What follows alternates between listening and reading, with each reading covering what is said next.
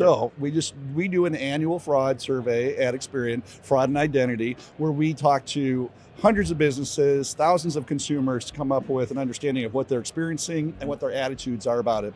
So what we learned in our most recent survey was that the three leading kinds of fraud, sort of the unholy trinity, starts with third-party fraud. Okay. So third-party fraud, which a lot of people think is related to identity theft, right? Yeah. You're using someone else's information to purchase a vehicle. Yes. 31% of businesses said that they experienced that in the past year. Wow.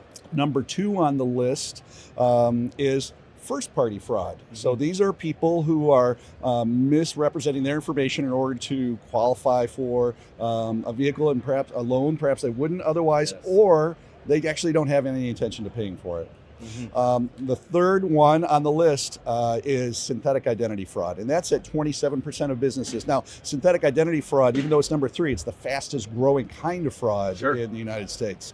So dealers are experiencing all these things right now. It's an unfortunate race, but that's where we see it ranked. Well, and I think of like, it just comes down to being proactive, you know? And also I think being educated, because I think, the dealership I worked at that time was neither. They were neither proactive and they were neither educated on it, right? I mean, it's just like, and unfortunately I still see, some dealerships operating in the way of like, hey, I'm photocopy someone's driver's license because that does something. Like, what does that blow your mind a little bit? Like, I've captured their information. I got it. It's on a piece of paper in Right. a folder somewhere. Well, so there's a range of things that dealers can do to try to address this, right? And the first thing is to better understand what their responsibilities are when it comes to fraud and to good point. managing Yeah. that customer's information, but also how they can leverage it to their advantage to have a better understanding, more transparency for the dealer and for the consumer. So as an example, that one where they're actually photocopying something, let's talk about it. They captured some information. Was that information validated in any way? As if this was a valid driver's license. Was it verified that this was the actual consumer whose information was on that driver's license? So in both cases, no, right? No. So those are things that dealers need to do to protect themselves and to protect everyone along the way. And when we talk about protecting themselves, protecting their salespeople, right? So the It's really- circumstance yeah, you 100%. had, if they had validated identity, verified it, Sure. perhaps you would not have gotten in the car with that person. And no, and there's probably a high chance that would have happened, right? But I also have been not only on the sell side, but I've had the opportunity to own a dealership. So I've been also on, being a business owner and looking at just, where I can, mitigate as many risks as humanly possible. And it really just kind of comes down to just having a fundamental strategy and a process in place. Which, as I understand, and there are many people on the show floor here at NADA that consult with dealerships about their compliance requirements. I understand they have to have a process in place now. They have to have a policy in order to be compliant. So now's the time to get serious about it. If you're still photocopying driver's license as your primary way, not a great idea. Another example would be a salesperson who is doing the right thing. They're following the procedure, and what they are told to do is, we need to get a photo of that driver's license. And so you've got a salesperson who's using their personal cell phone Ooh. to take a picture of the driver's Yes. license. Now, maybe they're submitting it to the system Sure. electronically right there, but it's not a secure thing to have that information on someone's cell phone, their personal phone, right? So it's very easy to think these things through and make a plan. So if there's a salesperson who has the ability to email, as an example, well, guess what? The consumer has that ability as well. They have their own cell phone, more likely than not. They can take a picture of their own ID. So that's just a strategy, right? But Yes. there are solutions that can do this, where it's about capture, and we have one. Well, and that's what I'm saying, the technology aspect of it. So when I think of fraud, okay, I kind of break fraud down into kind of three categories, right? And I think as dealers, if you're out there watching, listening right now, you should kind of approach fraud in this way. People. So what are you doing to educate your people around fraud? Okay, that can actually be a relatively easy one. This could be a quarterly meeting or something along that line. So that one's probably an easy one to check off. Process. All right. What process do you currently have in place that's going to help eliminate or risk mitigate, all right, any of that fraud? And it really is just a process. Right? The difference between who scans what, who sends what information, who's getting it, and so on and so forth, right? And then the third, and I think one of the most important, is the technology.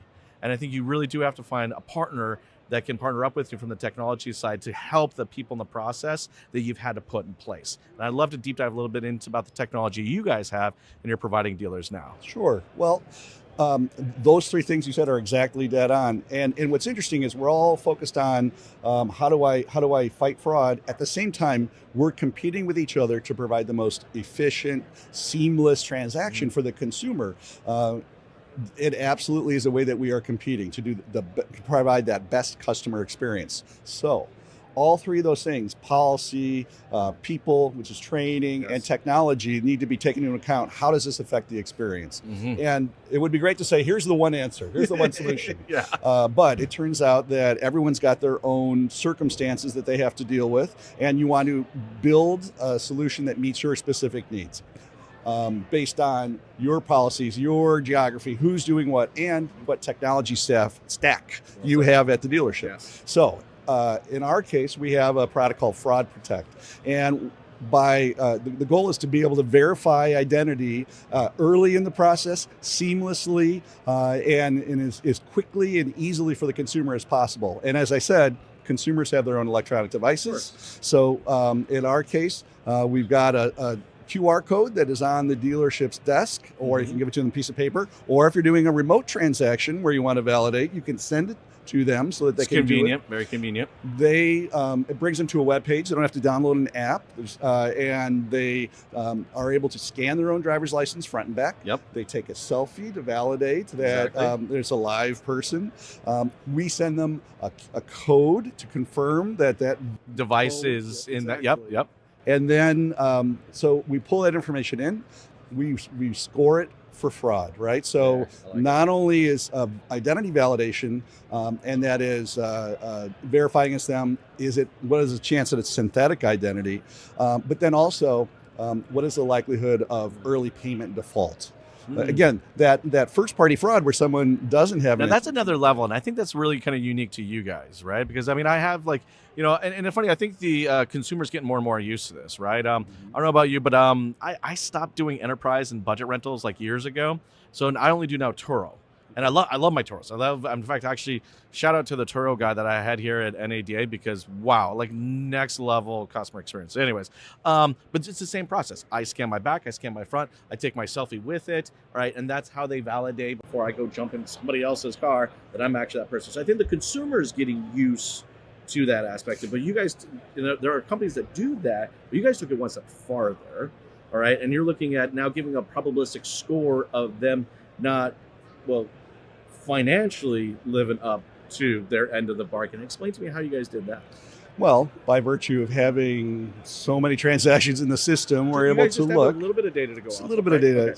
Okay. We're able to see a range of things, and all these things are probabilities, right? Yes. So we are predicting the likelihood that there is an issue. So for early payment default, as an example, we see a lot of different scenarios. Yeah. One scenario, and by all means, this is not everyone in the circumstance, but one scenario there are people who are in the country for a set period of time, a student or a work visa of some sort. Sure. Even before they're leaving, years in advance, they're being told, when you leave, if you were to do X, Y, and Z, purchase a vehicle on your way out the door, then there's some profit in it for you. Yeah. And so that circumstance is one that's predictable based on what we understand about people's circumstance. And if we see a lot of credit transactions at a short period of time, there's a high likelihood of what's called a bust out fraud. Right, where I've been doing a good job maintaining my credit. Is that what that's called? Is that a bust out fraud? Yeah, we're busting out. There you go. That's a new one for me. I'm gonna remember this one. Okay. So that's the same thing applies in synthetic identity, where someone has crafted an identity, sort of Frankenstein of different pieces of this social security number, this address, this employer, et cetera, and they want to have a good credit score for that synthetic identity, so they'll create some credit, some transactions, and they'll drive the score up before they bust out all at once. The toughest one to identify, right? Because these are individuals that have gone through lengths to create a whole persona. Well, so to that end, fraudsters are getting more sophisticated. Of course. As far as causes of fraud, technology, we're all working hard to create new ways for a frictionless transaction for consumers. technology means that there's just another door that you have to guard, and that's fine because there are Yes. tools out there to do it. So that is a cause of what's going on. I mean, there's a bunch of causes of why fraud is increasing. Of course. We see financial stress on individuals that could drive them to do things they wouldn't normally do. On the other reason is there's a sophisticated group of people who are unfortunately using their powers for evil, and they are using it to have groups of individuals defraud dealers. We call them fraud rings, Yes. where they work together. They'll go to a geography, and in a quick 1 week period of time or 3 weeks, you have Boom, boom, boom, boom, boom. I've read the stories. I mean, I know multiple dealerships in a single area all got hit. These vehicles are in a container ship out exactly. the door. The people never really existed, even though we did everything we can. And I love that you bring that up. And then, folks, if you're out there watching and listening, is that understand that, these people that do commit fraud, they're getting more advanced. So therefore, you guys need to become more advanced. And, it's not enough that, and I love the predictive modeling. So that's cool, right? I mean, that's what I think is super unique. Actually, real quick, Jim, because I know we're getting towards the tail end of our time. For everybody out there watching and listening right now who would love to learn more about this solution, where should someone go? So the easiest thing to do, if you don't have a friend at Experian to call, is to go to experianautomotive.com, and you'll find information about a whole range of things and information about the research that we've been talking about. Yeah. Hey guys, I really enjoyed this time. Jim, thank you so much for taking time to jam with me today. Look, it's fraud, guys. It's just a matter of being proactive, and I think that the solution is very worthwhile taking a look at. I encourage you to go on the website and take a look yourself. Jim, thanks so much, man. This has been an absolute Great blast. talking with you. This has been fun. And for everyone out there watching and listening, we appreciate you. Thank you.